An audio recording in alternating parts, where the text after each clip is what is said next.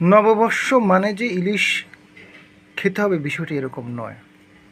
আমাদেরকে ইলিশ মাছ খাওয়া থেকে বা ইলিশ মাছ খাওয়ার সংস্কৃতি থেকে বেরিয়ে আসতে হবে।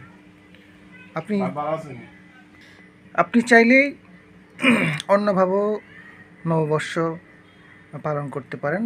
যেমন আমরা আজকে কাঁচামরিচ, পান্তা পান্তা ভাত এবং সাথে হচ্ছে মুরগির মাংস, ব্রয়লার মুরগির মাংস, ঠিক আছে, পেঁয়াজ আছে, আলুর ভর্তা চাইলে করা যেত, কিন্তু যেহেতু এখানে আলু রয়েছে মুরগির সাথে, সেহেতু আমরা আলুর ভর্তা আর করলাম না। তা আপনি চাইলেই যে কোনো কিছু বা যে কোনোভাবে আপনি নববর্ষ পালন করতে পারেন। শুধু যে আপনাকে ইলিশ মাছ খেতে হবে, বেগুন ভাজি খেতে হবে বা 10-12 রকমের আইটেমের ভর্তা খেতে হবে, বিষয়টা এরকম নয়। সো আমরাও নববর্ষ পালন করছি।